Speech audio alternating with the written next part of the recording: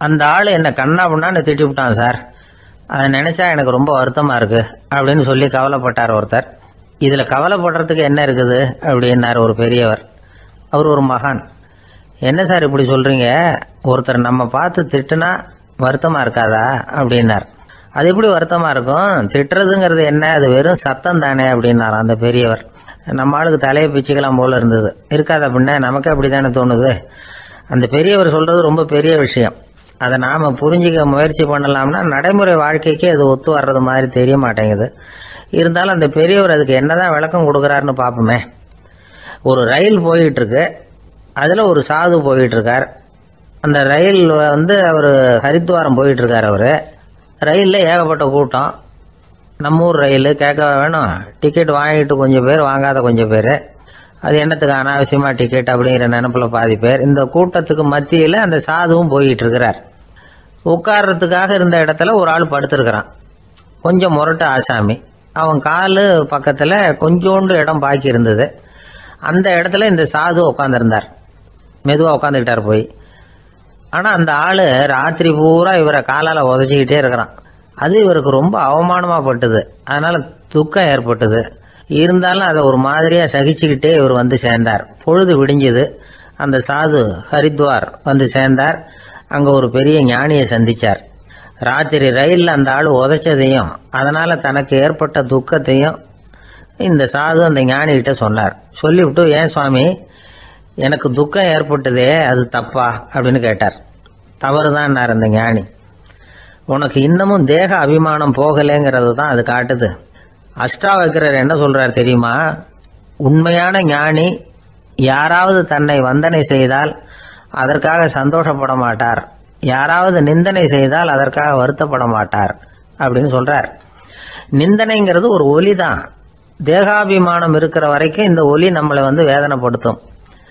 நான் தேகம் இல்லை, ஆத்மா அப்படிங்கிற நினைவு இருந்தா இந்த ஒலி நம்மளை பாதிக்காது. மனு என்ன சொல்றார் தெரியுமா? ஒரு சாதகன் பாராட்டுதலை விஷம்னு நினைச்சு பயப்படணும், அவமானத்தை அமிர்தம்னு நினைச்சு சந்தோஷப்படணுங்கிறார். அவமானப்பட்டா கவலைப்படாம எப்படி இருக்க முடியும் அப்படின்னு தான் நமக்கு தோணும். அதனாலதான் நம்மள யாரும் இதுக்கு உதாரணமா யாரையும் காட்ட முடியல. புத்தரையும் கபீரையும் உதாரணமா காட்டுறாங்க. அவங்களுக்கெல்லாம் அவமானம் ஏற்பட்டப்போ கவலையே படலையாம். புத்தரை அவமானப்படுத்தணுங்கிறதுக்காக கௌசாம்பி ராணி ஒரு இளம் பெண்ணை கொலை பண்ணி சடலத்தை புத்தர் குடிசைக்கு முன்னாடி போட சொன்னார். போட்டாங்க. புத்தர் தான் அந்த பொண்ணை கெடுத்து கொலை பண்ணி விட்டாருன்னு எல்லாரும் நினைச்சாங்க. ஆனா புத்தர் இதை பத்தி கவலையே படல. அப்புறமா உண்மை தெரிஞ்சதும் புத்தர் புகழ் இன்னும் அதிகமாயிட்டது.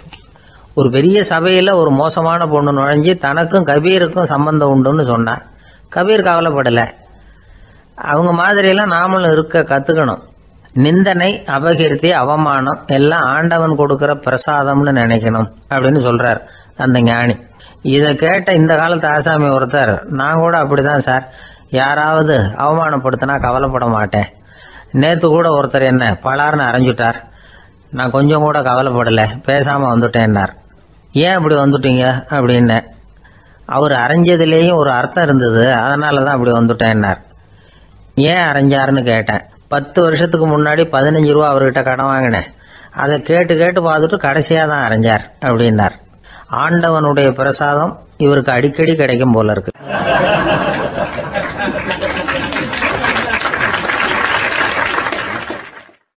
இந்த உலகமே ஒரு நாடக மேடை, நாம எல்லாரும் நடிகர்கள்.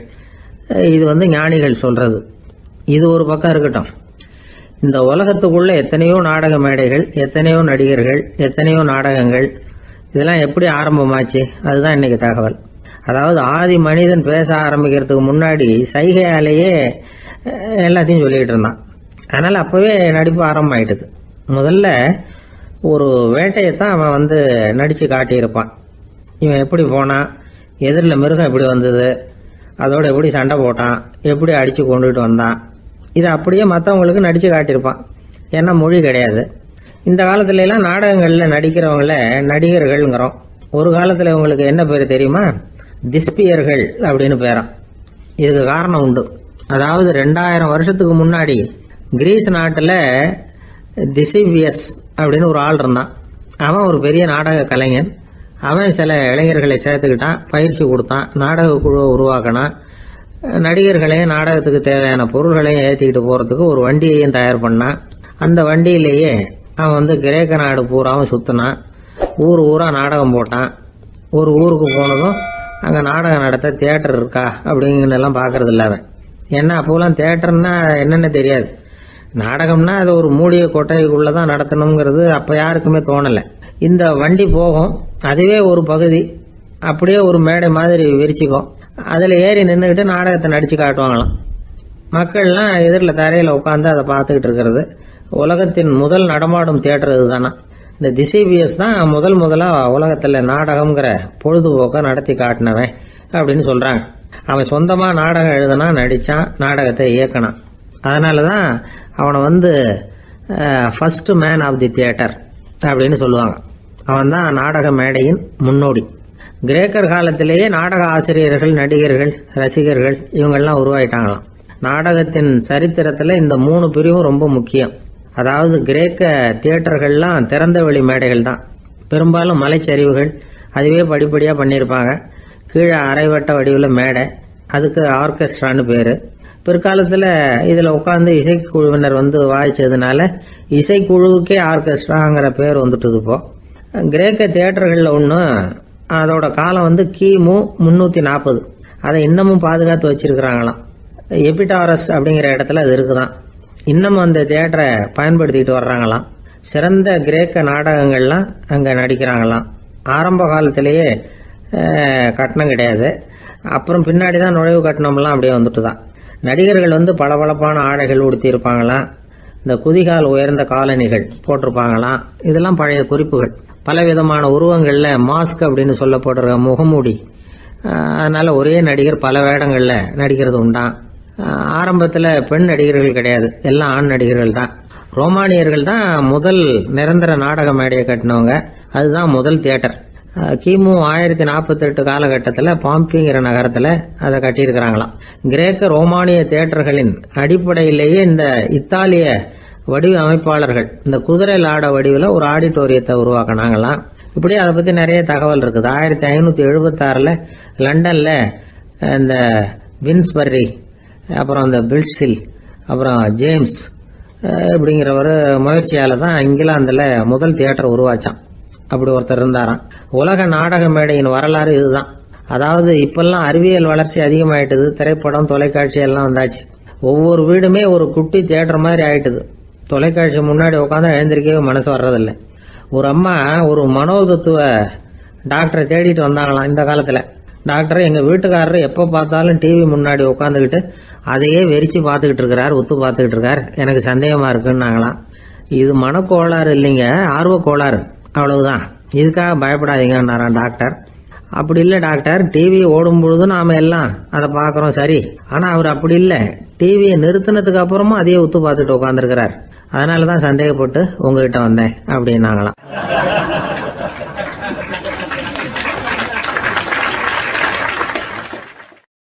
ஒரு ஊரில் ஒரு ராஜா இருந்தார். பெரிய அரண்மனையில் தான் இருக்கிறார். எல்லா வசதியும் இருந்தது. இருந்தாலும் அவர் எல்லாரும் சொல்கிறது எப்படி தெரியுமா, பிச்சைக்கார ராஜா. அப்படி ஒரு பேர் அவருக்கு நிலைச்சி போச்சு. ஜனங்களும் சரி, மற்ற தேசங்களில் உள்ளவங்களும் சரி, அவர் அந்த பேர் சொல்லியே குறிப்பிடுறது வழக்கமாக போட்டுது. இது அவருக்கு ரொம்ப கவலையாக போச்சு. என்ன இது, நம்மளை தேடி வர்றவங்களுக்கெல்லாம் நாம் சோறு போடுறோம், நம்ம புகழ்ந்து பாடல் ஏற்றி கொண்டு வர்ற புலவர்களுக்கெல்லாம் அவங்க எப்படி வந்தாலும் ஒருவேளை சோறு போடணுங்கிறது உத்தரவு. இவ்வளவுலாம் செஞ்சும் நம்மளை போய் பிச்சைக்கார ராஜான்னு எல்லாரும் சொல்கிறாங்களே, அது ஏன், எதுக்காக இப்படி சொல்கிறாங்க? இதுதான் ராஜாவுக்கு குழப்பம். சரி, இதை பற்றி நம்ம அமைச்சர்கள்கிட்ட கேட்கலாமா அப்படின்னு யோசனை பண்ணார். இந்த விஷயத்தை போய் அவங்ககிட்ட எப்படி கேட்கறதுன்னு அவருக்கு தயக்கமாக இருந்தது. கௌரவ குறைச்சலாக தெரிஞ்சுது அவருக்கு. சரி, சாதாரண குடிமக்கள்கிட்ட இதை பற்றி கேட்கலாமா அப்படின்னு யோசனை பண்ணார். கேட்கலாம், ஆனால் அவங்க யாரும் ராஜா முன்னாடி வந்து நின்று தைரியமாக பேசக்கூடிய அளவுக்கு இல்லை. ராஜாவோட குழப்பம் நாளுக்கு நாள் அதிகமாக போச்சு. கடைசியாக அவர் ஒரு முடிவுக்கு வந்தார். அதாவது இதை பற்றி ஒரு பிச்சைக்காரங்கிட்டே கேட்டு பார்த்துட்டா என்ன. இதுதான் அவர் பண்ண முடிவு. உடனே மாறு வேஷம் போட்டுக்கிட்டு நகர்வலம் போனார். ஒரு பிச்சைக்காரனை கண்டுபிடிச்சார். இதை பாருப்பா, நம்ம ராஜாவை எல்லாரும் பிச்சைக்கார ராஜான்னே சொல்கிறாங்களே, அதுக்கு என்ன காரணமாக இருக்கும் அப்படின்னு கேட்டார். அதுக்கு அவன் சொல்கிறான், இதுக்கான பதிலை இன்னும் ஒரு 30 நாளில் சொல்கிறேன் அப்படின்னா. உடனே இவருக்கு சந்தோஷம். உண்மையை அவங்ககிட்ட சொன்னார். நான் வேற யாரும் இல்லை, நான் தான் இந்த நாட்டு ராஜா. இப்போ நீ என் கூடவே வந்துடு, அரண்மனையிலேயே தங்கிக்கோ. 30 நாள் கழித்து எனக்கு பதில் சொல்லிவிட்டு அதுக்கப்புறமா நீ போகலாம் அப்படின்னு சொல்லி அழைச்சிட்டு வந்துட்டார். அரண்மனையில் ஒரு மூலையில் அவன் தங்கறதுக்கு இடம் கொடுத்தார். தினம் 2 வேளையும் இவனுக்கு சோறு போடுங்க அப்படின்னு உத்தரவு போட்டார். ராஜா கொடுத்த இடத்துல போய் உக்காந்துக்கிட்டான் அந்த பிச்சைக்காரன். தினமும் அந்த அரண்மனையில் நடக்கிறதையெல்லாம் கவனிச்சுக்கிட்டு வந்தான். வேளைக்கு சாப்பாடு வரும், சாப்பிட்டுக்கிட்டு இருக்கான். இப்படி 30 நாள் முடிஞ்சுது. ராஜா வந்தார். என்ன, என்னோட கேள்விக்கு பதில் என்னன்னு கண்டுபிடிச்சிட்டியான்னார். கண்டுபிடிச்சிட்டேன்னா. என்ன எல்லாரும் பிச்சைக்கார ராஜான்னு சொல்றாங்களே, அது நியாயமா படுதா உனக்குன்னு கேட்டார். நியாயமா தான் படுது, சந்தேகம் இல்லாம நீங்க பிச்சைக்கார ராஜா தான். என்னதான் நீங்க வசதியோடவும் படைபலத்தோடவும் இருந்தா கூட நீங்க எங்க வர்க்கத்தை சேர்ந்த ஆசாமி தான் அப்படின்னு அடிச்சு சொல்லிவிட்டான் அந்த ஆள். என்னால் அப்படி சொல்றேன்னு கேட்டார் இவர். அரசே, ஒரு உண்மையை கண்டுபிடிச்சி சொல்றதா நான் உங்ககிட்ட சொன்னேன். நீங்க ராஜ பரம்பரைன்னா உடனே உங்க கழுத்துல கிடக்கிற முத்து மாலையை கழட்டி பரிசா கொடுத்துருப்பீங்க, பொன்னையும் மணியையும் கொடுத்துருப்பீங்க. ஆனா நீங்க அப்படி செய்யல. என்ன ஒரு மூலையில உட்கார வச்சு 2 வேளை சோறு போட சொன்னீங்க. உங்களை தேடி யார் வந்தாலும், யார் பாராட்டி பேசினாலும் அல்லது பிரச்சனைகளை சொன்னாலும் நீங்க செய்யற ஒரே காரியம் சோறு போடுறது தான். பிச்சைக்காரனுக்கு சோறு மட்டும்தான் உலகம். உங்க விஷயத்திலையும் நீங்க அப்படித்தான் நினைக்கிறதாக தெரியுது. நல்லா கவனிங்க. எந்த ஒரு பிரச்சனைக்கும் சோறு தான் முடிவுன்னு நினைக்கிறீங்க பாருங்க. நீங்க சந்தேகம் இல்லாத எங்களை சேர்ந்த ஆளுதான் அப்படின்னுட்டான் அந்த பிச்சைக்காரன். அதுக்கப்புறம் தான் அந்த ராஜா தன்னுடைய தவறுகளை எல்லாம் தேர்த்திக்கிட்டாராம். பசின்னு வர்றவங்களுக்கு சோறு தான் போடணும், அது தப்பு இல்லை. பாராட்ட வர்றவங்களுக்கெல்லாம் சோத்தையே போட்டு அனுப்புனா இப்படிதான் பேர் வரும். எனக்கு தெரிஞ்ச ஒருத்தர் தினமும் யாராவது ஒருத்தரை தன் வீட்டுக்கு அழைச்சிட்டு போவார், சாப்பாடு போட்டு அனுப்புவார். முன்னறிவிப்பு இல்லாம திடீர்னு ஒரு விருந்தாளியோட வீட்டில் போய் இவர் நிக்கிறது வழக்கம். அந்த அம்மாவும் இவருக்காக தயார் பண்ணி வச்சிருந்ததை இவர் அழைச்சிட்டு வந்திருக்கிற விருந்தாளிக்கு போட்டுருவாங்க. விருந்தாளி சாப்பிட்டுட்டு போனதுக்கு அப்புறம் இவர் மனைவி கிட்ட உனக்கு சிரமம் வேணாம் அப்படின்னு சொல்லிவிட்டு பக்கத்தில் உள்ள ஒரு ஹோட்டலுக்கு போய் காசு கொடுத்து சாப்பிட்டுட்டு வந்துருவார். பல நாள் இப்படி நடக்கும். ஒரு நாள் அவரை தனியா கூப்பிட்டுக்கிட்டு போய் ஏன் இப்படி பண்றீங்கன்னு கேட்டோம். அதுக்கு அவர் சொல்றாரு, எங்க வீட்டு சாப்பாட்டுல இருந்து தப்பிக்கிறதுக்கு எனக்கு வேற வழி எதுவும் தெரியல சார், அதனாலதான் இப்படி பண்ணிட்டு இருக்கிறேன் அப்படின்னார். ரொம்ப பரிதாபமா.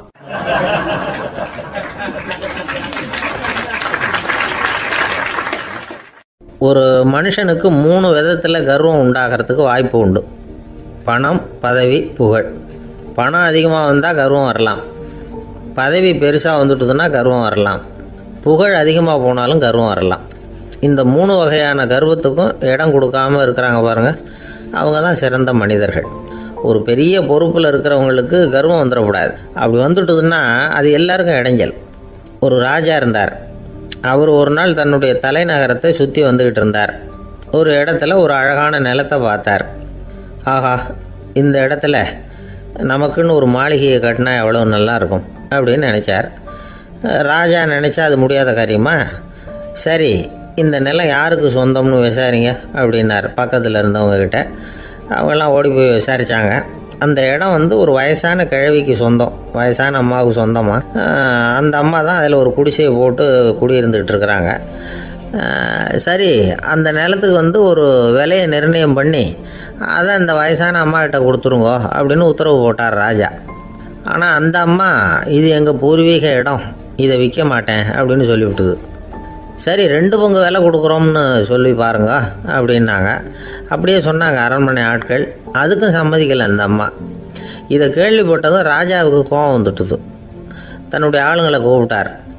போய் அந்த குடிசையை பிரித்து எறிங்க, காசெல்லாம் ஒன்றும் கொடுக்காதீங்க அப்படின்னு கத்தினார். அவ்வளோதான். அடுத்த நிமிஷம் அரண்மனை ஆசாமிகள் போனாங்க, குடிசையை பிரித்து எரிஞ்சாங்க. அந்த வயசான அம்மா இருக்கு, அதுவும் அந்த இடத்த விட்டு துரத்தி விட்டாங்க. அந்த இடத்துல ஒரு அரச மாளிகையை கட்டி முடிச்சிட்டாங்க. அந்த வயசான அம்மா பாவம், ராஜாவே இப்படி பண்ணால் யார்கிட்ட போய் முறையிட முடியும்? ஒரு ஞானி இருந்தார், அவர்கிட்ட போய் சொன்னாங்க. அவர் இவங்க சொன்னதை கேட்டு மனசில் வச்சுக்கிட்டார். ஒரு நாள் அந்த ராஜாவே இந்த ஞானியை கூப்பிட்டார். புதுசாக ஒரு மாளிகை கட்டியிருக்கிறேன், வந்து பாருங்கன்னு. சரின்னு சொல்லி இந்த பெரியவர் ஒரு நாள் இந்த மாளிகைக்கு போனார். சும்மா போகல, ஒரு கழுதையையும் ஓட்டிகிட்டு போனார். கொஞ்சம் சாக்குகள், வெத்து சாக்கு, அதையும் எடுத்து கழுதை முதுகில் போட்டு கழுதையை ஓட்டிகிட்டு போகிறார். ராஜா பார்த்தார். அவருக்கு இது ஆச்சரியமாக இருந்தது. என்ன இது மாளிகைக்கு வந்துட்டு போங்கன்னு கூப்பிட்டா கழுதை சாக்கு இதெல்லாம் கொண்டு வராரு, ஒன்றும் புரியலையேன்னு நினச்சார். எதுக்காக இதெல்லாம்னு கேட்டார். அரசருடைய தோட்டத்திலேருந்து கொஞ்சம் மண் எடுத்துகிட்டு போகிறதுக்கு ஆசைப்பட்றேன், அதுக்கு நீங்கள் அனுமதி கொடுக்கணும் அப்படின்னாரு இவர். இது என்ன வேடிக்கையான கோரிக்கையாக இருக்குது அப்படின்னு நினச்சார் ராஜா. இருந்தாலும் மண் தானே கேட்குறாரு, எடுத்துகிட்டு போகட்டுமே அப்படின்னு நினச்சார். சரின்னு அனுமதி கொடுத்தார். அந்த பெரியவர் தோட்டத்துக்கு போனார், மண்ணை வெட்டினார், சாக்கில் போட்டு நிரப்புனார். ராஜாவை கொஞ்சம் கிட்ட வாங்கன்னு கூப்பிட்டார். இந்த மண் மூட்டையை தூக்கி கழுதையோட முதுகில் வைக்கணும், கொஞ்சம் உதவி பண்ணுங்கன்னார். ஓ பண்ணுறேனே அப்படின்னு சொல்லி ராஜா கிட்ட போனார். மூட்டையை தூக்கி பார்க்குறாரு, முடியல, திணறி போயிட்டார். இப்போ அந்த ஞானி பேசினாராம். அரசே, இந்த ஒரு சாக்கு மண்ணையே உங்களால் தூக்க முடியல, அந்த கிழவிகிட்ட இருந்து அந்த அக்கிரமமாக அபகரித்த இந்த தோட்டம் பூராவையும் சுமக்கணும்னு ஆசைப்படுறீங்களே, அது உங்களால் முடியுமா அப்படின்னு கேட்டாராம். ராஜா யோசனை பண்ண ஆரம்பித்தார். தன்னுடைய செயலுக்காக வருத்தப்பட்டாராம். அந்த வயசான அம்மாவை உடனடியாக வரவழைச்சார். தாயே, தப்பு பண்ணிட்டேன், என்னை மன்னிச்சுக்குங்க, இன்னையிலேருந்து இந்த மாளிகையும் தோட்டமும் உங்களுக்கு தான் சொந்தம் அப்படின்னு சொல்லிவிட்டாராம். போகிறப்ப இந்த உலகத்திலேருந்து எண்ணத்தை எடுத்துகிட்டு போக போகிறோம், அதனால் ரொம்பவும் அலட்டிக்க வேண்டியதில்லை, கர்வப்பட வேண்டியதில்லை அப்படிங்கிறது ஒரு பெரிய உபதேசம். ஒரு பெரிய மனுஷன் சாக கிடந்தார், ரொம்பவும் அழுதார். ஏன் அழறீங்க அப்படின்னு கேட்டாங்க சுற்றி இருந்தவங்க. நான் சாகிறதுக்காக கவலைப்படலை, நான் நம்ம ஜனங்களுக்காக எவ்வளவோ காரியம்லாம் செஞ்சுக்கிட்டு வந்தேன். நான் செஞ்சுக்கிட்டு வந்த சேவையை இனிமேல் யார் செய்ய போகிறாங்க, அது யாரால் முடியும், அதை நினச்சி தான் அழறேன் அப்படின்னாராம். ஒருத்தர் முன்னாடி வந்தார். அதுக்காக நீங்கள் கவலைப்படாதீங்க, உங்கள் சேவையை தொடர்ந்து செய்கிறதுக்கு என்ன மாதிரி இளைஞர் பட்டாலும் தயாராக இருக்குது, இருந்தாலும் எங்கள் கவலை என்னென்னா அப்படின்னு இழுத்தார். என்ன சொல்லுங்கன்னு கேட்டார் அவர். நீங்கள் இது வரைக்கும் என்ன சேவை செஞ்சுக்கிட்டு வந்தீங்க, அதுதான் எங்களுக்கு இன்னமும் புரியாத புதிராக இருக்குது அப்படின்னாராம் அவர்.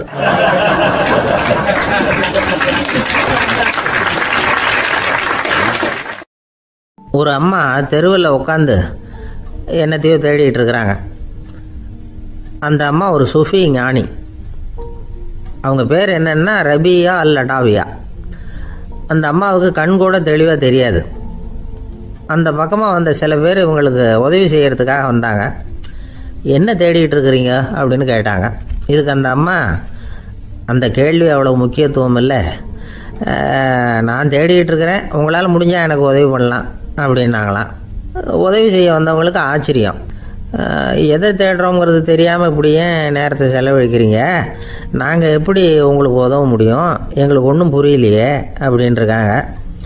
சரி, உங்களை திருப்தி பண்ணுறதுக்காக சொல்கிறேன், ஒரு குண்டூசி தொலைஞ்சி போச்சு, அதை தேடுறேன் அப்படின்னாங்களாம் அந்த அம்மா. அதுக்கப்புறம் இவங்களும் சேர்ந்து தேட ஆரம்பிச்சிட்டாங்க. கொஞ்ச நேரம் ஆச்சு, ஒன்றும் கிடைக்கல. உதவி செய்ய வந்தவங்களும் அழுத்து போட்டாங்க.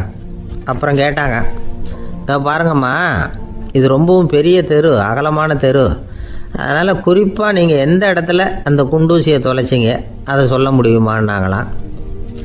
இதுக்கு அந்த அம்மா, நீங்கள் மறுபடியும் அர்த்தமில்லாத கேள்வியை கேட்குறீங்க, உங்கள் கேள்விக்கும் நான் தேடுறதுக்கும் என்ன சம்மந்தம்னாங்களாம். இதை கேட்டதும் அவங்க ஒரு மாதிரி ஆயிட்டாங்க. என்னம்மா நீங்கள் பைத்தியம் மாதிரி பேசுகிறீங்க அப்படின்னாங்களாம். சரி, உங்களை மறுபடியும் திருப்திப்படுத்துறதுக்காக சொல்கிறேன், அதை நான் எங்கள் வீட்டில் தொலைச்சிட்டேன் அப்படின்னாங்களாம். அப்புறம் எதுக்காக இங்கே வந்து தேடிட்டு இருக்கிறீங்க அப்படின்னு கேட்டிருக்காங்க. ஏன்னா இங்கே தான் வெளிச்சம் அதிகமாக இருக்குது, அங்கே வீட்டுக்குள்ளே இருட்டாக இருக்குது, அதனால் இங்கே வந்து தேடுறேன், வெளிச்சம் உள்ள இடத்துல தானே தேட முடியும் அப்படின்னாங்களாம் அந்த ஞானி.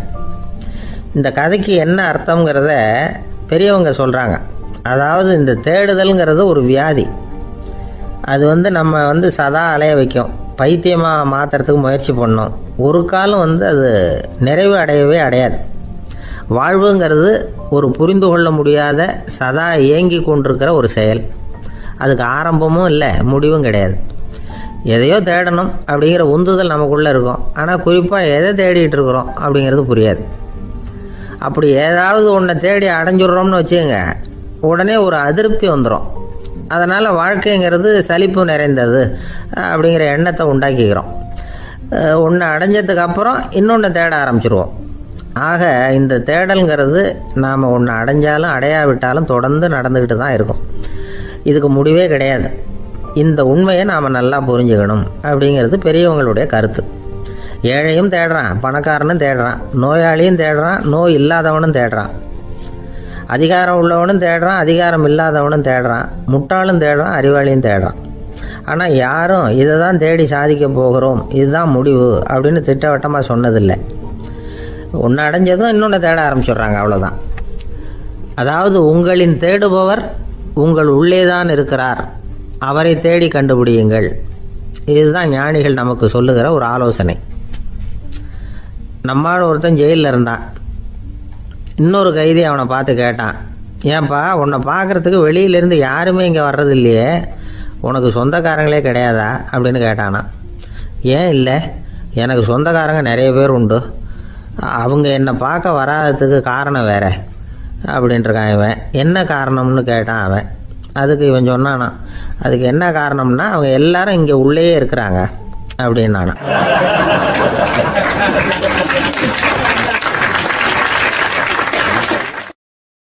ஒரு நாள் ராமர் அரசவையில் உட்கார்ந்துருக்கிறார். ராமராஜ்யம் நடந்துக்கிட்டு இருந்த நேரம்.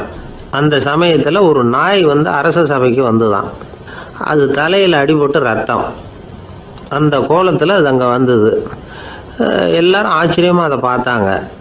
ராமரும் அந்த நாயை பார்த்தார். நீங்கள் வந்த காரியம் என்ன, என்ன நடந்தது, எதுவாக இருந்தாலும் பயப்படாமல் சொல்லு அப்படின்னார்.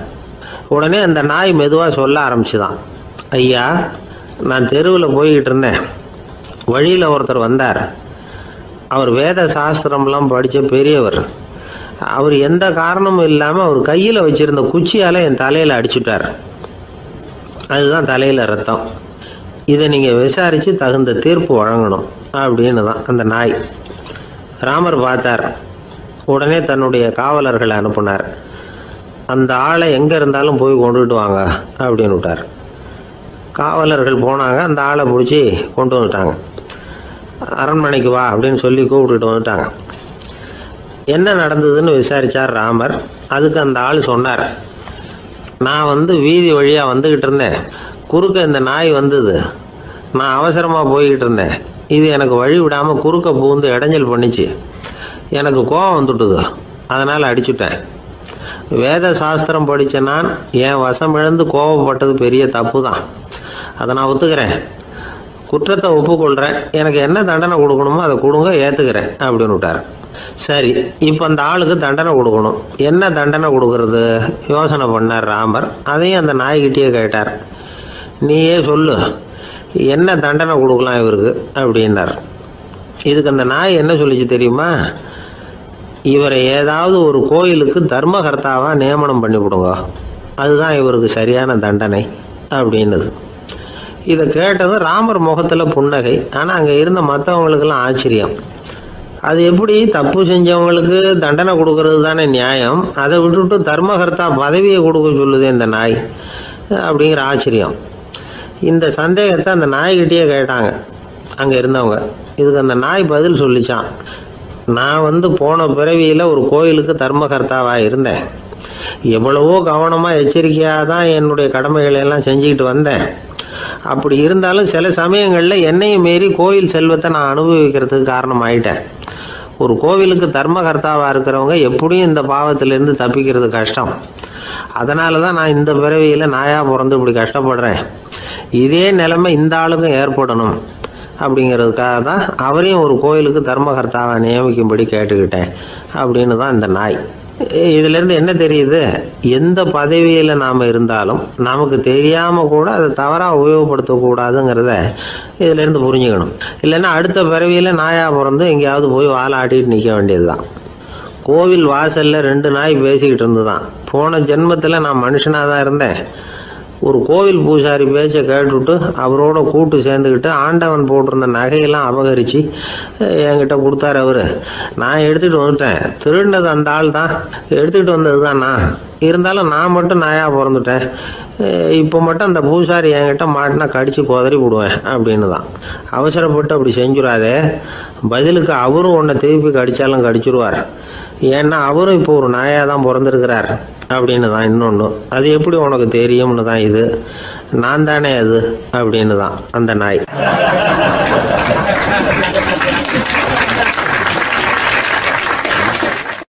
நம்ம கிட்ட ஒருத்தன் தப்பா நடந்துக்கிட்டானா உடனே நாம என்ன செய்வோம்? கையை ஓங்கிட்டு அவனை அடிக்க போவோம். நாம அவங்கிட்ட அவனை விட ஒருபடி மேலா தப்பா நடந்துக்குவோம். ஆனா பெரியவங்கெல்லாம் அப்படி நடந்துக்கிறது இல்லை. இன்னா செய்தாரை ஒருத்தல் அவர் நாண நன்னயம் செய்து விடல் அப்படின்னு வள்ளுவர் சொல்லியிருக்காரு இல்லையா? அதுக்கு தகுந்த மாதிரி நடந்துக்குவாங்க. பாயசித் விஸ்தாமிங்கிறவர் ஒரு பெரிய ஞானி. அவர் ஒரு நாள் ராத்திரி ரொம்ப நேரம் மசூதியில் இருந்துட்டு வீட்டுக்கு திரும்பி வந்துகிட்டு இருக்கிறார். வழியில ஒரு குடிகாரன், அவன் கையில ஒரு இசைக்கருவி, அதை கண்ணா பின்னான்னு மீட்டிக்கிட்டு வாய்க்கு வந்தபடி என்னத்தையோ பாட்டுன்னு நினைச்சுக்கிட்டு பாடிக்கிட்டு அவன் பாட்டுக்கு கிடக்குறான் வழியில. அதோடு இருந்தாலும் பரவாயில்ல, அந்த பக்கமா வழியில போறவங்க வர்றவங்களையெல்லாம் பார்த்து கண்ணா பின்னான்னு திட்டிக்கிட்டு இருக்கிறான், ரொம்ப வளர்க்குறான். பாயசீத் பிஸ்தாமிங்கிற அந்த பெரியவர் அந்த வழியா போறார். அவனை பார்க்குறார். அவனுடைய நிலைமையை பார்த்துட்டு பரிதாபப்படுறார். ஏன்பா இது மாதிரிலாம் நடந்துக்கிற, இப்படி நடக்கலாமா அப்படின்னு ஏதோ கொஞ்சம் புத்திமதி சொல்றதுக்கு ஆரம்பிச்சார். அவனுக்கு கோபம் வந்துட்டுது. கையில் வச்சிருந்த வாத்திய கருவி அதால் ஓங்கி அந்த பெரியவர் தலையில் ஒரு அடி கொடுத்தான். ரத்த காயம் ஏற்பட்டு போச்சு. அவன் கையில் இருந்த இசைக்கருவியும் அடித்த வேகத்தில் ரெண்டாக உடஞ்சி போச்சு. அவ்வளோ வேகமாக அடிச்சிருக்கான்.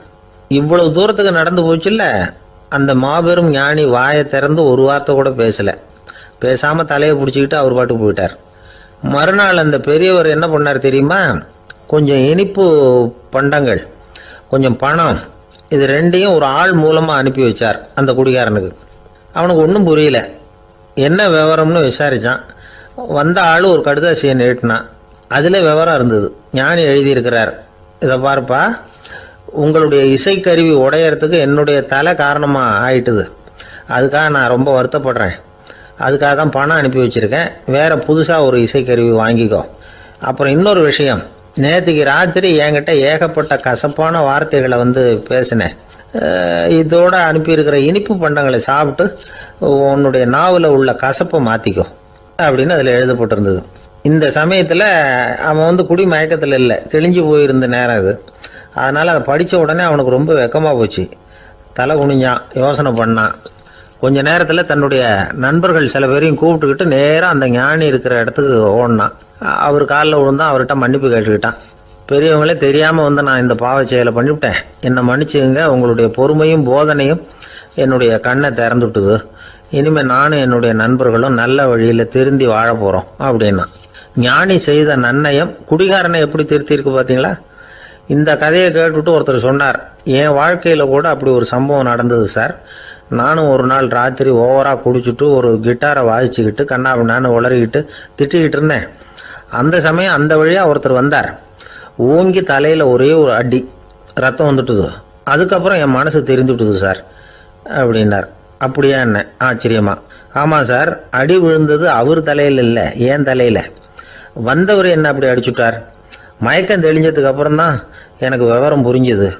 அவர் ஒரு போலீஸ்காரர் அப்படின்னார் ரொம்ப சோகமா.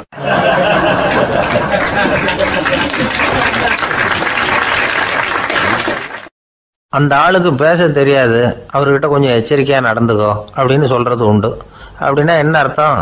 அவர் இன்னமும் குழந்தையாகவே இருக்கிறாரு, இன்னும் பேச்சு வரலன்னு அர்த்தம்? அப்படி இல்லை, அவருக்கு நாகரிகமாக பேச தெரியலன்னு அர்த்தம். பேசுறதுங்கிறது மனுஷனால் மட்டுமே முடியக்கூடிய ஒரு காரியம். அப்படி இருந்தும் அதோட பெருமையை அவன் இன்னமும் சரியாக புரிஞ்சிக்கலன்னு தான் சொல்லணும். அதனால தான் அவன் அளவுக்கு அதிகமாக வார்த்தைகளை கொட்டி விடுறான். அதுக்கப்புறம் அதையெல்லாம் திருப்பி அள்ள முடியாமல் கிடந்து கஷ்டப்படுறான். கொட்டின வார்த்தையை அள்ள முடியுமா? ஒருத்தரை இன்னைக்கு பார்த்து முட்டாள்னு திட்டி விடுறீங்க, நாளைக்கு மறுபடியும் அவர்கிட்ட போய் நேற்றுக்கு உன்னை முட்டாள்னு சொல்லிவிட்டேன், அந்த வார்த்தையை திருப்பி கொடு, வாங்கிட்டு போயிடுறேன் அப்படின்னு நான் சொல்ல முடியும்? அவன் கோபக்காரனாக இருந்தால் நேற்றுக்கே அதை வேறு விதமாக உங்களுக்கு திருப்பி கொடுத்துருப்பான். உலகத்தில் எவ்வளவோ ஜீவராசிகள் இருக்குது, அதுக்கெல்லாம் வாய் இருக்குது. அந்த வாயெல்லாம் எதுக்கு உபயோகம்? சாப்பிட்றதுக்காக. ஆனால் நமக்கு இருக்கிற வாய் சாப்பிட்றதுக்காக மட்டும் இல்லை, பேசுறதுக்காகவும் தான்.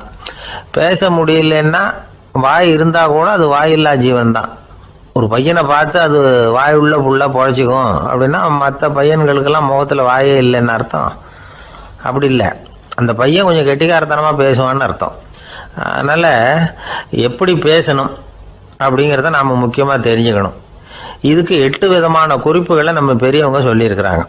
பேச்சுக்கு 8 அங்கங்கள் உண்டு அப்படின்னு அவங்க சொல்கிறாங்க. அதெல்லாம் என்னென்ன அப்படின்னா, உண்மை, நன்மை, அன்பு, நிதானம், இனிமை, ஆழம், சமயமறிதல், சபையறிதல். இந்த 8 தன்மையும் பேச்சில் இருக்கணுமா. இதையே கொஞ்சம் விவரமாக சில பேர் போர்டில் எழுதி வச்சுருப்பாங்க. அதாவது எழுத்துலையாவது அதெல்லாம் இருக்கட்டுமே அப்படின்னு நினச்சி நீங்கள் கூட சில இடங்களில் இதை பார்த்துருக்கலாம். அதாவது உண்மையே பேசுக, நன்மையே பேசுக, அன்பாக பேசுக, நிதானமாக பேசுக, இனிமையாக பேசுக, ஆழமுடையதாக பேசுக, சமயமறிந்து பேசுக, சபையறிந்து பேசுக, இப்படி எழுதி வச்சுருப்பாங்க. இந்த 8 அம்சமும் சரியாக பொருந்தி இருந்தால் தான் அது பேச்சு. மற்றதெல்லாம் பேச்சாகிடாது. பேச்சு ஒரு சிறந்த கலை. எல்லாத்தையும் விட பேசாமல் இருந்தும் பழகணும், அது ரொம்ப முக்கியம். உண்மையே பேசணும். சத்தியத்துக்கு மதிப்பு கொடுக்குறவங்கள தான் சரித்திரம் மதிக்கும். உண்மை பேசினா மட்டும் போதாது, அந்த உண்மையில் நன்மை கலந்துருக்கணும். கொலைகாரனுக்கு பயந்துக்கிட்டு ஒருத்தன் உங்கள் வீட்டுக்குள்ளே ஒளிஞ்சிருக்கிறான். அந்த முரட்டு ஆசாமி கையில் அறிவாளோடு வந்து அவங்க வந்தானான்னு உங்ககிட்ட கேட்குறான்னு வச்சுங்க. உண்மைதான் உயர்வு தரும் அப்படின்னு நினச்சிக்கிட்டு, ஆமாம் உள்ளே தான் இருக்கிறான், அடுப்பங்கரையில் குதிருக்கு பின்னாடி உட்காந்துருக்கிறான், போய் பிடிச்சிட்டு போங்க அப்படின்னு நான் சொல்லுவீங்க. அது நன்மை இல்லாத உண்மை. அதனால் பிரயோஜனம் கிடையாது. அதே மாதிரி உங்கள் பேச்சில் அன்பு இருக்கணும், நிதானம் இருக்கணும், இனிமை இருக்கணும், சிந்தித்து பேசணும், சமயம் அறிந்து பேசுகிறதும் முக்கியம். அதை பற்றி நமக்கு வேறு யாரும் சொல்லிக் கொடுக்க வேண்டியதில்லை. எந்த நேரத்தில் யாருக்கிட்ட எப்படி பேசினா காரியம் நடக்கும் அப்படிங்கிறது நமக்கு நல்லா தெரியும். அது கைவந்த கலை. அவையறிந்து பேசுகிற திறமை பேச்சாளர்களுக்கு ரொம்ப அவசியம். அது இல்லைன்னா நிலைமை பரிதாபமாயிடும். ஒரு பேச்சாளர் ரொம்ப மும்முரமாக பேசிக்கிட்டே இருந்தாராம். ரொம்ப நேரம் நிறுத்தவே இல்லை, பேசிக்கிட்டே இருக்கிறார். சபையில் இருந்தவங்கலாம் ஒவ்வொருத்தராக எழுந்திரிச்சு போய்கிட்டே இருக்கிறாங்க. கடைசியில் 2 பேர் தான் அக்கறையாக பேசுகிறவரை கவனிச்சிட்டு உட்காந்துருந்தாங்களாம். மேடையில் பேசிக்கிட்டு இருந்தவர் அவங்கள பார்த்து சொன்னாராம், எனக்கு கூட்டம் முக்கியம் இல்லை, எவ்வளவு பேர் என் பேச்சை கேட்குறாங்க அப்படிங்கிறது முக்கியம் இல்லை. நீங்கள் 2 பேராவது ஊக்கமாக என்னை கவனிச்சிக்கிட்டு உட்காந்துருக்குறீங்க, அது போதும். உங்களுக்காகவே நான் பேசிக்கிட்டு இருக்கிறேன் அப்படின்னார். இதை கேட்டதும் உட்காந்துருந்த 2 பேரில் ஒருத்தர் எழுந்திருச்சு, அப்படி இல்லைங்க, நாங்கள் 2 பேரும் நீங்கள் பேசி முடித்த உடனே தொடர்ந்து பேச வேண்டிய ஆளுங்க, அதுக்காக தான் காத்துக்கிட்டு இருக்கிறோம், சீக்கிரம் முடிங்க அப்படின்னாங்களாம்.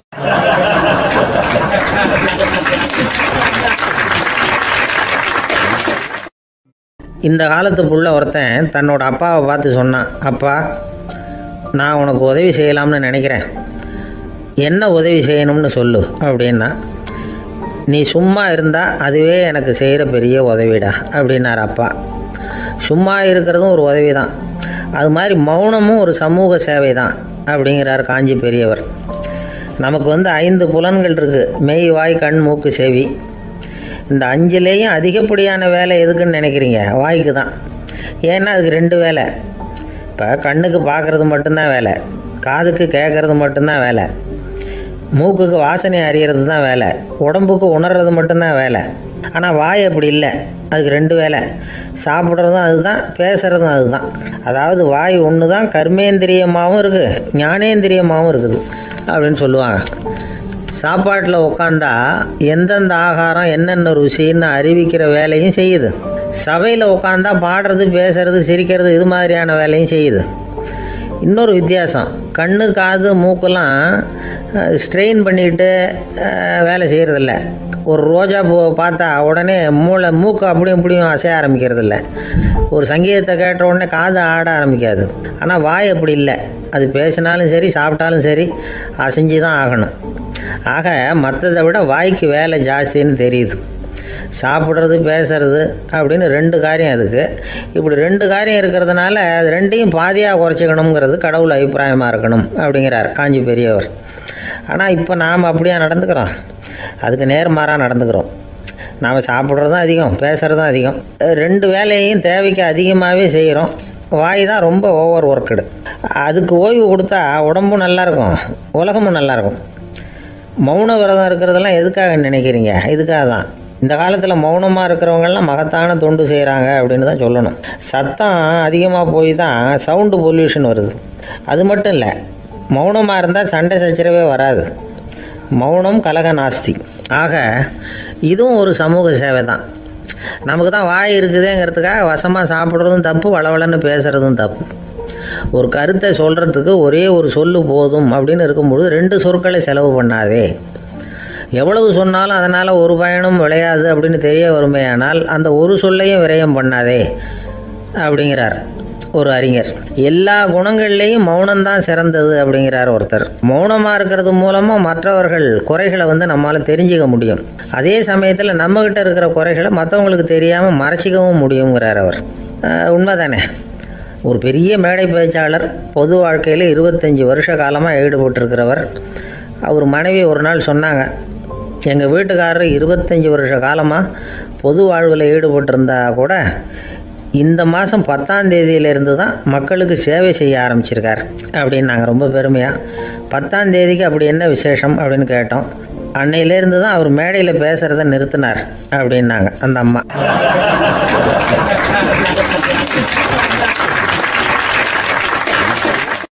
ஒரு ஆசாமி வேகமாக ஓடிக்கிட்டு இருந்தான். ஏன் இப்படி ஓடுறேன்னு கேட்டார் இன்னொருத்தர். அங்கே ஒரு ஆள் அடிபட்டு கிடக்கிறான், அதை பார்த்தேன், உடனே ஓடுறேன்னா. எங்கேன்னு கேட்டார். ஆஸ்பத்திரிக்குன்னா. ஒரு ஆள் அடிபட்டு கிடக்கிறத பார்த்தா உடனடியாக நாம் செய்ய வேண்டியது முதல் உதவி, அதுக்கப்புறம் தான் ஆஸ்பத்திரி. இன்றைக்கி விபத்துங்கிறது சர்வசாதாரணமாக நடந்துக்கிட்டு இருக்குது. வாகன விபத்து, வெடிகுண்டு விபத்து, தீ விபத்து, கட்டடம் சரியறது, பூகம்பம், இப்படி நிறைய நடக்குது. ஒரு விபத்தை பார்த்துட்டா நம்மளில் பல பேர் நமக்கு என்னத்துக்கு வம்புன்னு ஒதுங்கி போயிடுறதும் உண்டு. சில பேர் துணிஞ்சு கிட்ட போய் உதவி செய்கிறதும் உண்டு. அப்படி உதவி செய்ய நினைக்கிறவங்களுக்கு உபயோகப்படுற தகவல் இது. விபத்தில் காயமடைஞ்சவங்களை 3 பிரிவாக பிரிக்கலாமா.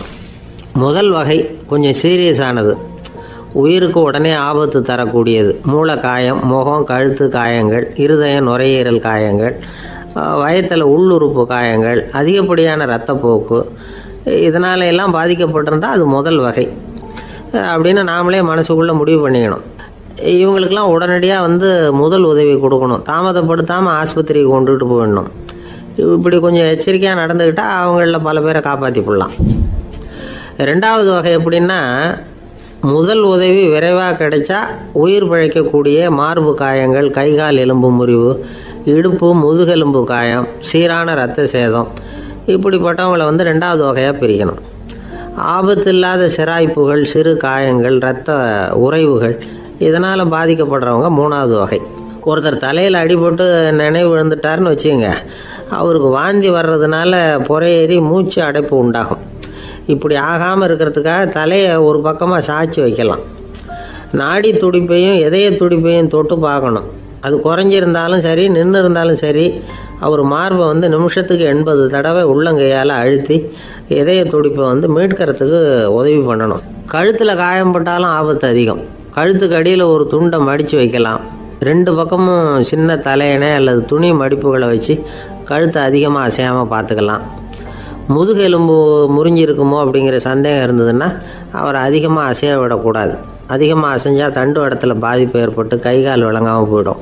அவரை ஒரு கனமான போர்வை இல்லைன்னா பாயில் படுக்க வச்சு 4 பேர் மெதுவாக தூக்கி மருத்துவ உதவிக்கு அனுப்பி வைக்கலாம். கையெலும்பு முறிஞ்சிருந்தால் முறிஞ்ச பாகத்தை உடம்போடு சேர்த்து அசையாமல் கட்டி போடலாம். கால் எலும்பு முறிஞ்சிருந்தால் மற்ற காலோடு சேர்த்து கட்டி போடலாம். முறிஞ்ச பாகம் தொங்காமல் பார்த்துக்கணும், அப்போ தான் வீக்கம் உண்டாகாமல் இருக்கும். வெட்டு காயம், குண்டடிப்பட்ட காயம், இதிலெல்லாம் ரத்தப்போக்கு அதிகமாக இருக்கும். ரத்தம் வெளியேற ஆபத்து அதிகம். சுத்தமான துணியை பல மடிப்புகளை மடித்து காயத்தின் மேலே வச்சு அழுத்தமாக ஒரு 10 நிமிஷம் பிடிச்சிக்கணும். ரத்தம் நின்ன உடனே காயத்துக்கு கட்டு போடலாம். சில சமயம் காயம்பட்ட பாகத்தை உயரமாக தூக்கி பிடிச்சிக்கிட்டா தான் ரத்த கசிவு நிற்கும். இந்த விவரங்களையெல்லாம் கொஞ்சம் மனசில் வாங்கி வச்சுக்கிட்டோம்னா சமயத்தில் உதவும். ஏன்னா இந்த காலத்தில் விபத்து எந்த ரூபத்தில் எப்போ வரும்னு யூகிக்கவே முடியல. நண்பர் ஒருத்தர் சொன்னார், நேற்றுக்கு பாருங்கள் சார், என் கண்ணு முன்னாடியே ஒரு சின்ன விபத்து நடந்ததுன்னார். என்னன்னு விசாரித்தோம். ஒரு பஸ்ஸில் வந்துக்கிட்டு இருந்தேன். அந்த பஸ்ஸில் பின்பக்கம் படி ஓரமாக நின்றுக்கிட்டு இருந்த ஒருத்தர் ரோட்டில் விழுந்துட்டார். டிரைவர் அதை கவனிக்கலை, நிறுத்தாமல் அவர் பாட்டுக்கு போகிறாருனார். கண்டக்டர் உடனே விசில் கொடுத்து பஸ்ஸை நிறுத்த வேண்டியது தானே அப்படின்னோம். அதுதான் சார் முடியாமல் போச்சுன்னார் அவர். ஏன்னு கேட்டாங்க. தவறி கீழே விழுந்ததே அந்த கண்டக்டர் தான் சார் அப்படிங்கிறார்.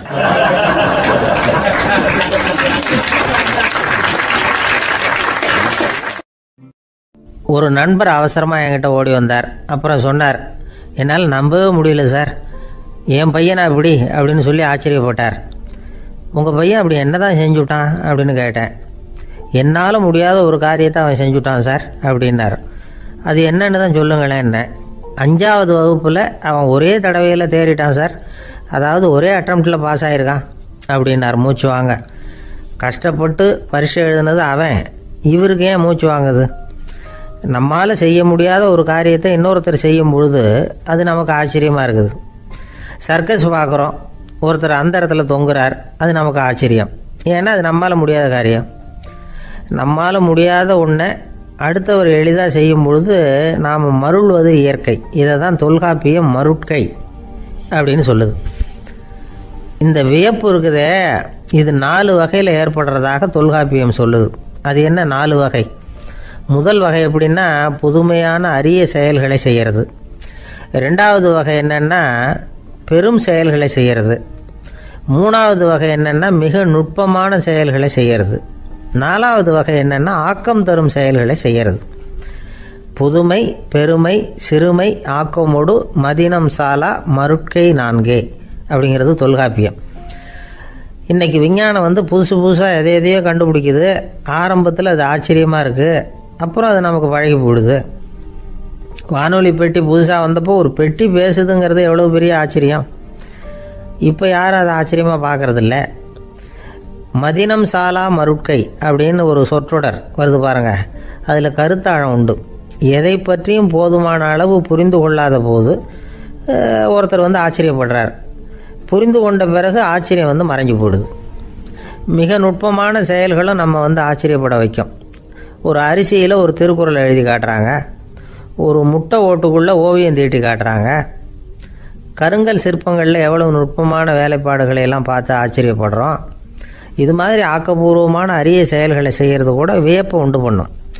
குப்பை கூலங்களை கூட வாழ்க்கைக்கு பயன்படுகிற பொருளாக மாற்றுகிறவர்கள் இருக்காங்க. அவர்களுடைய செயல் வியப்பு அளிக்குது. இடைக்காட்டு சித்தர் பாடின 30 நூலில் வர்ற ஒரு பாடல், ஆற்றல் பிறர் அறிதலின் அகம் கிளர்வு உறுதலின் கற்று அறி பாணர் கழுமிய கோடலின் தோற்றம் உருகவே போற்றல் சால் வியப்பே. ஒருத்தருடைய ஆற்றல் தெரியாமல் இருந்தது, அவருடைய அரிய செயலை பார்க்கும் பொழுது வியப்பாக இருந்தது, மனசுக்குள்ள கிளர்ச்சி. பாவலர்கள் இவர்களுடைய புகழை பாடி மற்றவர்களும் தெரிந்து கொள்ளுமாறு செய்கிறார்கள் அப்படிங்கிறது தான் ஒரு யதார்த்தமான உண்மை. ஆக எல்லா வகையிலும் மக்கள் தங்களுடைய வாழ்க்கையில் முன்னேறுவதற்கான வழிகாட்டுகிற ஒரு மெய்ப்பாடு தான் வியப்புங்கிறது. இந்த காலத்தில் நம்ம எப்படியெல்லாம் ஆச்சரியப்பட வைக்கிறாங்க. ஒரு ஆளை பிடிச்சி ஜெயிலில் கொண்டு வந்தாங்க. ஜெயில் அதிகாரி அவனை ரொம்ப ஆச்சரியமாக பார்த்தாராம். இவன் கேட்டான், ஏன் சார் அப்படி பார்க்குறீங்க, நான் இப்போ இங்கே வர்றது உங்களுக்கு ஆச்சரியமாக இருக்குதா அப்படின்னு கேட்டிருக்கான். இதுக்கு ஜெயில் அதிகாரி சொல்லியிருக்கார், நீ இப்போ இங்கே வந்ததில் எனக்கு ஒன்றும் ஆச்சரியம் இல்லைப்பா, ஏற்கனவே நீ இங்கேருந்து விடுதலையாகி போய் 6 மாதம் ஆச்சு, இவ்வளவு லேட்டாக வர்றியே அதுதான் எனக்கு ஆச்சரியமாக இருக்குது அப்படின்னாராம்.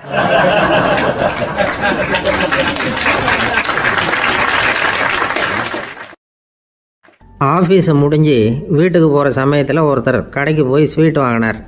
சரி, வீட்டுக்கு பிள்ளைங்களுக்கு தான் வாங்கிட்டு போகிறார் அப்படின்னு மற்றவங்க நினச்சாங்க. அவர் அப்படி செய்யலை. அந்த இடத்துலையே பொட்டலத்தை பிரித்தார். திருட மாதிரி அப்படியே சுற்றி ஒரு தரம் பார்த்துக்கிட்டார். யாரும் தெரிஞ்சவங்க இல்லைங்கிறத முடிவு பண்ணிவிட்டு அவசரமாக அதை அப்படியே போட்டு முழுகிவிட்டு கையை தொடச்சிக்கிட்டு நல்ல பிள்ளை மாதிரி நடந்து போக ஆரம்பிச்சிட்டார். அவர் யாருன்னா, அவரோட பிரச்சனை எல்லாருக்கும் தெரியாது, சில பேருக்கு தான் தெரியும். அதாவது அவர் உடம்புல சர்க்கரை இருக்குதுன்னு டாக்டர் சொல்லிவிட்டாராம். அதனால் வீட்டில் சர்க்கரையே இவர் கண்ணில் காட்டுறதில்ல.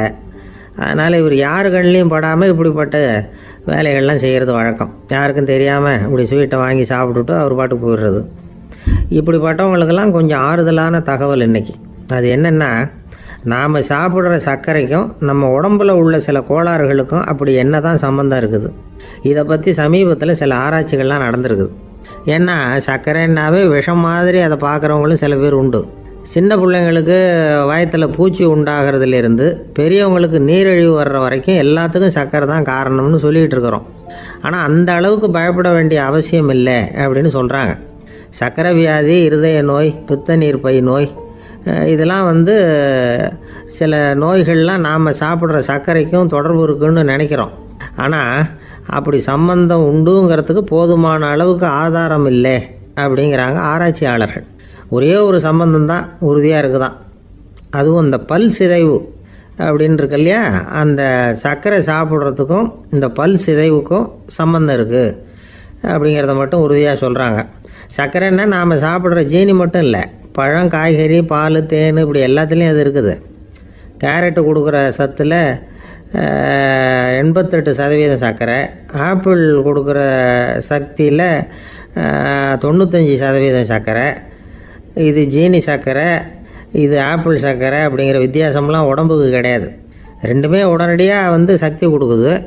ஒரு ஸ்பூன் சர்க்கரையில் 16 கலோரி தான் சத்து இருக்குது. அதிகமாக சர்க்கரை சாப்பிட்டா நீரிழிவு வந்துருங்கிறது தப்பான ஒரு அபிப்பிராயம். டயபெட்டிஸுங்கிறது ஒரு மெட்டபாலிக் டிசார்டர், அவ்வளவுதான். அதாவது நாம் சாப்பிட்ற சர்க்கரையை நம்ம உடம்பு திறமையாக உபயோகப்படுத்திக்க முடியல அப்படின்னு அர்த்தம். அதனால தான் அதிகமாக இனிப்பு வேணாம்னு சொல்கிறோம்.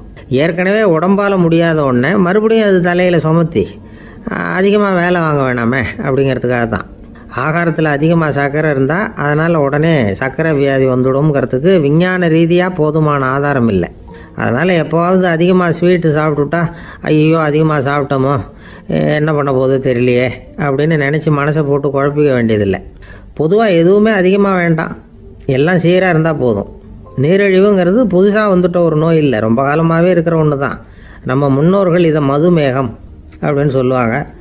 அதை கட்டுப்படுத்துறதுக்கு அவங்களே சில வழிமுறையை சொல்லி வச்சுருக்கிறாங்க. அது என்னென்னா வேறு ஒன்றும் இல்லை, இந்த பாவக்காய், முள்ளங்கி, அருகம்புல், அவ்வளவுதான். வெள்ளை முள்ளங்கி இருக்குல்ல, அதை வாரத்துக்கு 3 நாள் சாப்பிட்டுக்கிட்டு வாங்க. நூலுக்கோல் ரொம்ப நல்லது. இல்லைன்னா முள்ளங்கி சாறு 1 ounce சாப்பிட்டுட்டு வரலாம். ரத்தத்தில் சேர்கிற சர்க்கரை அளவை இதெல்லாம் கட்டுப்படுத்துது. சிறுநீரில் காணப்படுகிற சர்க்கரை அளவையும் சமநிலைப்படுத்துது.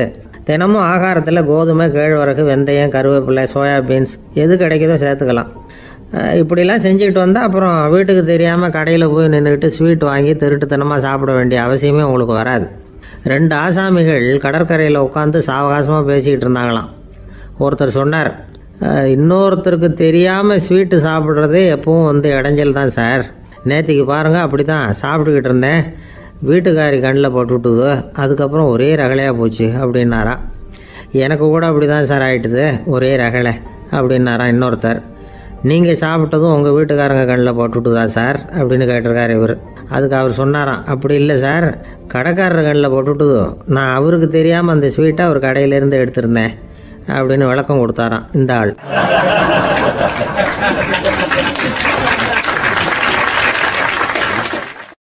அம்மாக்காரங்களுக்கு அடிக்கடி ஏற்படுற கவலை ஒன்று உண்டு. அதாவது குழந்தை சரியாக சாப்பிட மாட்டேங்குதே அப்படிங்கிற கவலை. இவங்கெல்லாம் ஒரு விஷயத்தை நல்லா புரிஞ்சுக்கணும். குழந்தைகள்ங்கிறவங்க பெரியவங்க மாதிரி இல்லை. அவங்க கடிகாரத்தில் மணியை பார்த்துட்டு சாப்பிட்றதுக்கு உட்கார்ற ரகம் கிடையாது. பசிச்சா சாப்பிடுவாங்க, இல்லைன்னா விளையாடுவாங்க அல்லது தூங்குவாங்க. அது புரியாமல் அவங்கள கட்டாயப்படுத்தி அல்லது மிரட்டி சாப்பிட வைக்கிறது ரொம்ப தப்பு. ஒரு 8 மாத குழந்தைக்கு 3 மணி நேரத்துக்கு ஒரு தடவை பசிக்கும். அந்த நேரம் பார்த்து சாப்பாடு கொடுத்தா அடம் பண்ணாமல் அது பாட்டுக்கு சாப்பிட்றோம். அதே குழந்தைக்கு 1 வயசு ஆகிறப்போ 4 மணி நேரத்துக்கு ஒரு தடவை பசிக்கும். இந்த வயசில் இயற்கையாகவே பசி குறைஞ்சிருக்கும். அது புரியாமல் என் குழந்தை முன்னாடி மாதிரி இப்போ சரியாக சாப்பிட மாட்டேங்கிறான் அப்படின்னு சில பேர் டாக்டர்கிட்ட போய் சொல்லிக்கிட்டு இருப்பாங்க. இன்னொரு விஷயம், ஒரு குழந்தைக்கு வயசு அதிகமாகிற வேகத்துக்கு உடம்பு எடையும் அதிகமாகிக்கிட்டே போகாது. உடம்பு எடை அதிகமாகிற வேகம் குறைஞ்சிக்கிட்டே வரும். 6 மாத குழந்தைக்கு ஒரு வாரத்தில் 150 கிராம் எடை கூடும். ஒரு வயசில் வாரத்துக்கு 71 கிராம் எடை கூடும். இது புரியாமல் அதிகமாக சாப்பாட்டை கொடுத்து குழந்தைய கஷ்டப்படுத்தக்கூடாது. ஏன்னா அளவுக்கு மீறின உணவு அஜீரணத்தை உண்டு பண்ணிவிடும். குழந்தைக்கு ஒரு தட்டில் கொஞ்சமாக ஆகாரத்தை வச்சு கொண்டுகிட்டு போய் கொடுக்கணும். மலை மாதிரி குவிச்சு வச்சா அதை பார்த்ததுமே பசி அடங்கி போயிடும். அடித்து மிரட்டி பயமுறுத்தி குழந்தைய சாப்பிட வைக்கிற பழக்கம் இருக்குது பாருங்க, அதுக்கு ஃபுட் ஃபோர்ஸிங் அப்படின்னு பேர். இப்படி பண்ணினா குழந்தைக்கு சாப்பாட்டில் விருப்பம் குறைஞ்சிரும், அதை கண்டாவே வெறுக்க ஆரம்பிச்சிடும். அது மாதிரி உளம் சார்ந்த பசி குறைவு, சைக்கோஜெனிக் அனோரெக்சியா, அது ஏற்படுமா. சாப்பாடுங்கிறதே ஒரு தண்டனை மாதிரி தோணும். குழந்தைகளுக்கு பிடிச்ச மாதிரியான ஆகாரத்தை கொடுக்கணும். சத்து அதிகம் இருக்குங்கிறதுக்காக அதுக்கு பிடிக்காத ஆகாரத்தை கொடுத்து கட்டாயப்படுத்தக்கூடாது.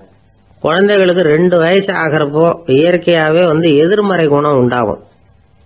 அதாவது அந்த எதிர்மறையா பேசுறது. இது மாதிரி சமயங்கள்ல நாம என்ன சொல்றோமோ அதுக்கு நேர்மாறா நடந்துக்கும். ஏட்டிக்கு போட்டி. சாப்பிட சொன்னா விளையாட போவோம், விளையாட சொன்னா சாப்பாடு கேட்கும். இதை புரிஞ்சுக்கிட்டு நடந்துக்கணும். குழந்தை சொன்ன பேச்சை கேட்கலேன்னு கோவப்படக்கூடாது. குழந்தை வளர வளர பிடிவாத குணம் வர்றது சகஜம். கேட்டதை வாங்கி கொடுத்தாதான் சாப்பிடுவேன் அப்படின்னு பிடிவாதம் பண்ணும். வாங்கி கொடுத்து விடுறது தான் உத்தமம். நீங்களும் அதுகிட்ட பிடிவாதம் பண்ணிட்டு இருக்கக்கூடாது. ஏன்னா கேட்டது கிடைக்கலையேங்கிற ஏமாற்றம் கூட குழந்தையோட பசியை குறைச்சிரும். கேட்டது கிடைச்சிட்டா பசி அதிகமாகும். கொடுத்ததை மளமளன்னு சாப்பிட்றோம். குழந்தைகளுக்கு கண்ட கண்ட நேரத்தில் சாப்பிட்றதுக்கு எதையாவது வாங்கி கொடுத்துக்கிட்டு இருந்தா சாப்பாட்டு நேரத்தில் சாப்பிடாம அடம் பண்ண ஆரம்பிச்சிடும். பள்ளிக்கூடம் போகிற பிள்ளைங்க காலை உணவை சரியாக சாப்பிட மாட்டாங்க. அச்சம், அவசரம், பரபரப்பு இதெல்லாம் தான் காரணம். பள்ளிக்கு புறப்படுறதுக்கு ஒரு 3/4 மணி நேரத்துக்கு முன்னாடியே சாப்பாடு போட்டுருங்க, அது சரியாக போடும். படிக்கிற குழந்தைகள் உடல் சோர்வு, மனச்சோர்வு இது காரணமாக கூட சாப்பிட மறுக்கிறது உண்டு. இப்போ உதாரணமாக சாயந்தரம் விளையாடி விட்டு வீட்டுக்கு வந்ததும் சாப்பிட சொன்னால் வேணாம்பாங்க. இது உடல் சோர்வு. ரொம்ப நேரம் வீட்டு பாடங்களை செஞ்சு முடித்த கையோடு சாப்பிட சொன்னாலும் அவங்களால சரியாக சாப்பிட முடியாது. இது உளச்சோர்வு, அதாவது மனச்சோர்வு. இதை தவிர குழந்தைகளுக்கு உடல் நலக்குறைவு ஏற்பட்டால் கூட சாப்பிட மறுக்கிறது உண்டு. சில மருந்து மாத்திரைகள் கூட பசியை குறைச்சிரும். அதனால சரியாக தெரிஞ்சுக்கிட்டு குழந்தைகளை சாப்பிட வைக்கணும். அது புரியாமல் கையில் சாப்பாட்டு தட்டை வச்சுக்கிட்டு குழந்தைகளை விரட்டிக்கிட்டு அலையக்கூடாது. ஒரு சின்ன பையன் சொன்னான், எங்கள் அம்மா சாப்பாடு போடுறது தெரிஞ்சா நான் உடனே வீட்டை விட்டு வெளியில் ஓடி போடுவேன் அப்படின்னா. ஏன் அப்படி பண்ணுறேன்னு கேட்டோம். எங்கள் அப்பா கூட அது மாதிரி தான் சார் பண்ணுவார் அப்படிங்கிறான்.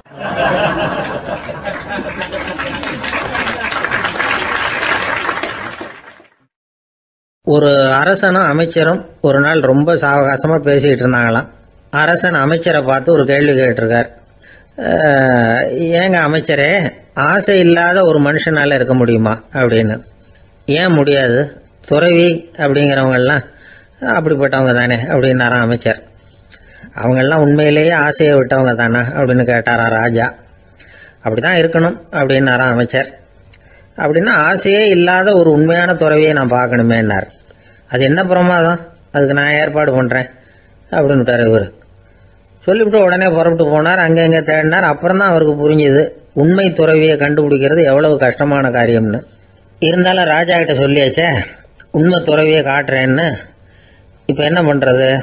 ராஜா கிட்ட சொன்னபடி நடக்கலைன்னா அவருக்கு கோபம் வந்துடும். அமைச்சர் ஒரு யோசனை பண்ணார். அவருக்கு ஒரு வழி தெரிஞ்சுது. அதுதான் சரின்னு முடிவு பண்ணார். அதாவது அந்த ஊரில் அவருக்கு தெரிஞ்ச நாடக நடிகர் ஒருத்தர் இருக்கிறார், நல்லா நடிப்பார். அவரை போய் பார்த்தார். இதை பாருப்பா, எனக்காக நீ ஒரு காரியம் செய்யணும்னார். என்னன்னு கேட்டார் அவர். நீ ஒரு துறவி மாதிரி கொஞ்ச நேரத்துக்கு நடிக்கணும். ராஜா உன்னை பார்த்துட்டு போகிற வரைக்கும் நடி, அது போதும். அதுக்காக உனக்கு 10,000 ரூபா தரேன் அப்படின்னார். அவர் எந்த காலத்தில் இவ்வளவு பணத்தை மொத்தமாக பார்த்துருக்கார். அதனால் உடனே சரின்னு ஒத்துக்கிட்டார். அமைச்சர் அரண்மனைக்கு திரும்பி வந்தார். என்ன அமைச்சரே, இன்னுமா ஒரு உண்மையான துறவி கிடைக்கலன்னார். உண்மையான துறவி ஒருத்தரை இப்போ தான் கொஞ்ச நேரத்துக்கு முன்னாடி பார்த்து பேசிவிட்டு வர்றேன். அவர் நம்ம ஊருக்கு வெளியில் குளத்தங்கரையில் உள்ள ஒரு ஆலமரத்துக்கு அடியில் உட்காந்துருக்கிறார் அப்படின்னார் இவர். அப்படின்னா உடனே புறப்படுங்க அப்படின்னார் ராஜா. பரிவாரங்களோடு புறப்பட்டார். அங்கே அந்த மரத்தடியில் அந்த ஆள் வேஷம் போட்டுக்கிட்டு துறவி மாதிரி உட்காந்துருக்கிறான். ராஜா நேராக போனார். அந்த துறவி காலில் பொத்துன்னு விழுந்து வணங்கினார். உடனே ராணியும் அவர் காலில் விழுந்தாங்க. அடுத்தபடியாக அமைச்சர் விழுந்தார். அவருக்கு தெரியும் இது நம்ம ஆள் தான்னு. இருந்தாலும் என்ன பண்ணுறது, நேரம். அப்புறம் பரிவாரங்கள்லாம் துறவி காலில் விழுந்து ஆசீர்வாதம் வாங்கிட்டாங்க. ராஜா அப்புறமா தங்கத்தட்டில் பொண்ணையும் பொருளையும் வச்சு அந்த துறவிகிட்ட ரொம்ப பணிவாக நீட்டுறார். தாங்கள் தயவு பண்ணி இதை ஏற்றுக்கணும் அப்படின்னு வேண்டிக்கிட்டார். அந்த துறவி பற்று இல்லாமல் அதை பார்த்தார். எல்லாத்தையும் திறந்துட்ட எனக்கு இதெல்லாம் எதுக்காக அப்படின்னு சொல்லி அதை மறுத்துட்டாராம். ஆஹா, உண்மையான துறவியை பார்த்துட்டோம் அப்படிங்கிற ஆனந்தம் அரசருக்கு. ரொம்ப நிம்மதியாக திருப்தியாக திரும்பி வந்தார் அரண்மனைக்கு. அதுக்கப்புறம் அமைச்சர் யாருக்கும் தெரியாமல் அந்த துறவிகிட்ட ஓடினார். சொன்ன பிரகாரம் பணத்தை நீட்டினார். இந்தப்பா, நான் உங்ககிட்ட சொன்னபடி 10,000 ரூபா பணம் எடுத்துக்கோ அப்படின்னார். அந்த ஆள் ராஜா கிட்ட சொன்னது மாதிரியே எல்லாத்தையும் திறந்துவிட்ட எனக்கு இதெல்லாம் எதுக்காக வேணாம் அப்படின்னு விட்டாராம். நடித்த வரைக்கும் போதும்ப்பா, இனிமேல் இந்த நாடக வசனம்லாம் வேணாம், வேஷத்தை கலைச்சிரு, பணத்தை வாங்கிக்கோன்னார். இல்லைங்க, இது வேஷம் இல்லை, இது வசனமும் இல்லை, இது உண்மை. கொஞ்ச நேரம் துறவி மாதிரி நடிச்சதுக்கே இந்த தேசத்து ராஜா ராணி அமைச்சர் பரிவாரங்கள் எல்லாம் என் காலில் விழுந்து வணங்குறாங்க. அப்படின்னா உண்மையான துறவியா இருக்கிறது எவ்வளவு பெருமையான விஷயம். நான் உண்மையான துறவியா ஆக போறேன், அப்படி முடிவும் பண்ணிட்டேன் அப்படின்னார் அந்த நடிகர். வேஷம் கூட எப்படிப்பட்ட விளைவுகளை உண்டு பண்ணுது பார்த்தீங்களா. நம்மால் ஒருத்தன் ரொம்ப வசதியாக தான் இருந்தான். ஒரு நாள் அவன் சொத்து பூரா திருட்டு போட்டுது. அதுக்கப்புறம் இவன் துறவி மாதிரி ஆயிட்டான். ஊர் ஊரா சுத்தினான். ஒரு குருநாதரை தேடி கண்டுபிடிச்சான். அவர்கிட்ட சீடனா சேர்ந்துக்கிட்டான். அவனை பார்த்து ஒருத்தர் கேட்டார், நீ உண்மையான சீடன் தானான்னு. இல்லைங்க, சீடன் மாதிரி நடிச்சுக்கிட்டு இருக்கிறேன் அப்படின்னா. அது குரு துரோகம் இல்லையா அப்படின்னு கேட்டார் அவர். இல்லைங்க, நான் பண்ணது குரு துரோகம் இல்லை, என் குரு பண்ணது தான் துரோகம். என்னுடைய பணத்தை கொள்ளையடிச்சது இவர் தான்.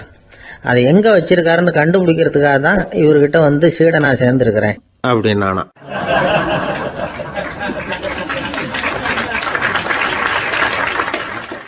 ஒருத்தர் ரொம்ப அவசரமா வந்தார். சார், மனுஷன் நிம்மதியா இருக்கிறதுக்கு என்ன வழின்னு கேட்டார். சீக்கிரமா ஒரு கல்யாணத்தை பண்ணீங்க, எல்லாம் சரியா போடும் அப்படின்னோம். அவர் ஒரு மாதிரியா பார்த்தார். ஏற்கனவே எனக்கு கல்யாணம் ஆயிட்டுது சார், அதனால தானே நிம்மதியா இருக்கிறதுக்கு வழி கேட்கறேன் அப்படின்னார். சரி, இவர் ஒரு மாதிரியான கேஸ் அப்படின்னு நினைச்சுக்கிட்டு நம்ம கிட்ட இருந்த ஒரு சின்ன புத்தகத்தை அவர்கிட்ட தூக்கி கொடுத்தோம். இதை படிச்சு பாருங்கன்னு. கல்யாணத்துக்கு பிறகும் சந்தோஷமா இருக்கிறதுக்கு என்ன வழி அப்படிங்கிற கேள்விக்கு அந்த புத்தகத்துல விளக்கம் இருந்தது. கணவன் மனைவிக்குள்ள சிக்கல் வராம இருக்கிறதுக்கு அதுல சில வழிகளை சொல்லி கொடுத்துருக்குறாங்க. அதெல்லாம் என்னென்ன அப்படிங்கறத இப்ப பார்க்கலாமா. குடும்பம்னு இருந்தா கோபம் வரதான் செய்யும். அது வந்துட்டு போகட்டும், பரவாயில்ல. ஆனா அந்த கோபம் ஒரே நேரத்துல ரெண்டு பேருக்கும் வந்துடாம பாத்துக்கணும். ஒரு சமயத்துல யாராவது ஒருத்தர் தான் கோபப்படணும், அடுத்தவங்க அமைதியா இருக்கணும். அதுக்கப்புறம் இவர் அமைதியான உடனே அவங்க ஆரம்பிச்சுக்கலாம். கோபமா ஏதாவது சொன்னா உடனே கோபமா பதில் சொல்லக்கூடாது. கொஞ்சம் பொறுத்து கோபம் தீர்ந்த உடனே அந்த பதில சொல்லலாம். அப்போ பதில் கோபமா இருந்தா கூட அது அவ்வளவு பெருசா தெரியாது. அற்ப விஷயத்துக்கெல்லாம் காய்ச்சி மூச்சுன்னு கத்திட்டு இருக்க கூடாது. உங்க ரெண்டு பேருக்குள்ள ஒரு தர்க்கம் ஆரம்பமாயிட்டுதுன்னு வச்சுக்கோங்க. கடுமையா ரெண்டு பேரும் விவாதம் பண்றீங்க. உங்களில் ஒருத்தர் இதுல ஜெயிக்கணும்னா அது நீங்களா இருக்க வேணாம், அடுத்தவங்க ஜெயிக்கிறதுக்கு நீங்க துணையா இருங்களேன். அப்படின்னா நீங்க கொஞ்சம் விட்டு கொடுக்கணும், அவ்வளவுதான். ஏதாவது குத்தம் சொல்லணுமா, செஞ்ச தப்ப சுட்டி காட்டணுமா, விமர்சனம் பண்ணணுமா, பண்ணுங்க, வேணான்னு சொல்லல. ஆனா சொன்னதை அப்படி சொல்றத கொஞ்சம் அன்பா இதமா சொல்லுங்க. எப்போ நடந்த தவறுகளை எல்லாம் இப்போ போய் மறுபடியும் ஞாபகப்படுத்திட்டு இருக்க வேண்டாம். நான் அப்பவே சொன்னேன் இந்த புடவை வேணாம்னு, நீங்க தான் கேட்கல, இப்போ பாருங்க கிழிஞ்சு போச்சு இப்படின்னு கத்துனாங்க ஒரு அம்மா. எப்போ சொன்னீங்கன்னு கேட்டா ஒரு 10 வருஷத்துக்கு முன்னாடி தீபாவளி சமயத்துல அப்படிங்கிறாங்க. அது என்ன இன்னும் அப்படியே புதுசாகவே இருக்கும்? உங்களுக்கு அவர் தான் பெருசு, அவருக்கு நீங்க தான் பெருசு. அதை விட இந்த உலகத்துல வேற எதுவும் முக்கியம் இல்லைன்னு நினைக்கணும். நீ தான் என்னுடைய உலகம்னு எத்தனை தடவை சொல்லியிருப்பீங்க. அதெல்லாம் வெறும் வசனமா போயிடக்கூடாது. ஏதாவது ஒரு பிரச்சனையை பத்தி கடுமையா விவாதம் பண்ணிட்டு இருக்கீங்க, அதை அப்படியே பாதியில விட்டுட்டு படுக்கைக்கு போயிடக்கூடாது. சொச்சத்தை நாளைக்கு பேசிக்கலாம்னு. அப்படி போனா தூக்கம் வராது. பிரச்சனையை ஒரு முடிவு பண்ணிக்கிட்டு அதுக்கப்புறமா தூங்க போகணும். ஒரு நாள்ல ஒரு தடவையாவது உங்க ஜோடியை பாராட்டி நல்ல விதமா கனிவா ஒரு வார்த்தை சொல்லணும் அப்படின்னு தீர்மானம் பண்ணீங்க. ஏதாவது தப்பு பண்ணிவிட்டீங்கன்னா பரவாயில்ல, அதை ஒத்துக்கிறதுக்கும் மன்னிப்பு கேட்கறதுக்கும் தயாரா இருக்கணும். அது ஒன்றும் கேவலம் கிடையாது. வீட்டுக்குள்ள தானே கேட்க போறீங்க, வெளியில யாருக்கு தெரிய போதும். எப்படியோ உங்களுக்குள்ள ஒரு சமரசம் ஆனா சரிதான். ஒரு தகராறுன்னு எடுத்துக்கிட்டா குறைஞ்சபட்சம் அதுக்கு 2 பேர் தேவை. தனியாவே உட்காந்துக்கிட்டு நான் இப்ப தகராறு பண்ணிட்டு இருக்கிறேன் அப்படின்னு யாரும் சொல்ல முடியாது. 2 பேர் தகராறு பண்றாங்கன்னா பொதுவா அந்த 2 பேர்ல யாரு அதிகமா பேசுறாங்களோ அவங்க